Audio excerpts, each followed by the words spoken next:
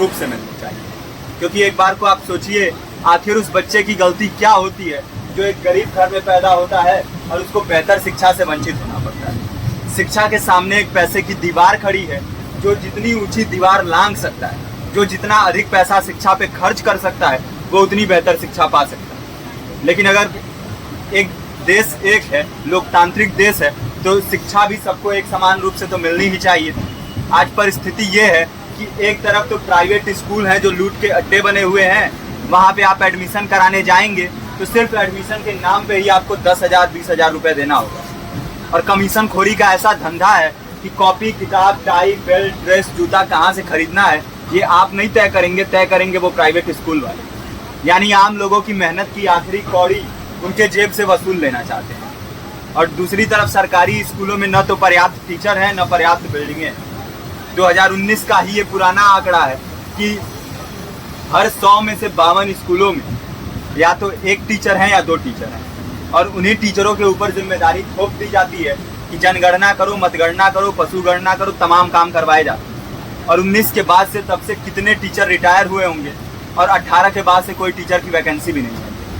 आप खुद भी सोच सकते हैं ये परिस्थिति और कितनी बिगड़ी हो। इसीलिए हम लोग ये मांग उठा रहे हैं, चाहे कोई राष्ट्रपति का बच्चा हो या किसी मजदूर का, सबको शिक्षा एक समान मिलनी चाहिए और निःशुल्क रूप से मिलनी चाहिए। प्रेमचंद ने अपने दौर में भी कहा था कि एक सभ्य समाज में ऊंची से ऊंची तालीम मुफ्त होनी चाहिए और इसका पूरा खर्च गवर्नमेंट को उठाना चाहिए, क्योंकि हमारे देश को फौज से ज़्यादा आवश्यकता तालीम की है। और शिक्षा से जुड़ता हुआ ही दूसरा मुद्दा हम लोग उठा रहे हैं। दूसरा मुद्दा है रोजगार का। रोजगार की परिस्थिति ये है कि आज सरकारी सेक्टर हो या प्राइवेट, सब कुछ ठेका संविदा के हवाले किया जा रहा है। परमानेंट नौकरियां लगातार घटाई जा रही हैं। इसी रेलवे में 1995 के आसपास लगभग 18.5 लाख कर्मचारी काम करते थे, लेकिन आज उनकी संख्या 12 लाख थी। आप खुद भी सोच सकते हैं कितने बड़े पैमाने पे परमानेंट पदों को घटाया जा रहा है। और आज आलम ये है, एक तरफ लाखों पद खाली पड़े हैं, फिर भी कोई वैकेंसी नहीं निकलती। जो वैकेंसियां निकलती हैं उनमें भ्रष्टाचार होता है, पेपर लीक हो जाते हैं।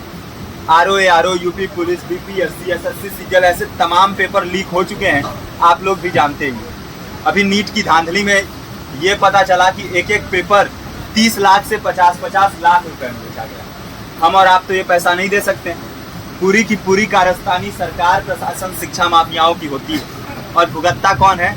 आम घरों के लोग, जो लोग सालों साल तैयारी करते हैं, दिन भर में 10-10 घंटे, 12-12 घंटे पढ़ते हैं। और इतनी कड़ी मेहनत के बाद, सालों साल की मेहनत के बाद उनके हाथ लगती है तो सिर्फ हताशा, निराशा, अवसाद।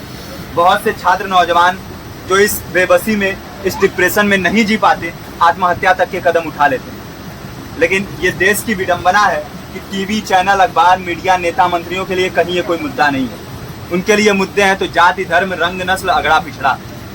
आज जब पूरी परिस्थिति इतनी भयावह है तो ये जरूरी है कि लोगों के बीच में जाया जाए, लोगों को संगठित किया जाए और एकजुट किया जाए। क्योंकि आज अगर अपने मुद्दों पर बोलेंगे नहीं तो कल को ये परिस्थिति और बिगड़ेगी। हो सकता है ले देके अपनी जिंदगी तो हम लोग काट ले जाएं, लेकिन आने वाली पीढ़ियों को क्या भविष्य देके जाएंगे, ये भी सोचने वाली बात है। हमारे साथी ने आपको पर्चा दिया है, पर्चा आप तक पहुंच गया है। पर्चे में और भी बातें हैं, इसको पूरा विस्तार से पढ़िए। पर्चे में हमारा नंबर है, संपर्क कीजिए। फेसबुक का, इंस्टाग्राम का लिंक है, आप वहाँ पे जाएंगे तो आपको पता भी चलते रहेगा कि लगातार किन किन माध्यमों से हम इस अभियान को चला रहे हैं। नुक्कड़ नाटक, संगीत, शिक्षा सहायता मंडल, लाइब्रेरी, तमाम माध्यमों से इस अभियान को चला रहे हैं और कोशिश कर रहे हैं कि बड़े से बड़े पैमाने पर हर जगह पे लोगों को संगठित किया जाए और एकजुट किया जाए। आपके बीच भी आए हैं आपका साथ और सहयोग दें, साथ इस रूप में कि आप भी हमारे इस कारवां और इस मुहिम से जुड़ी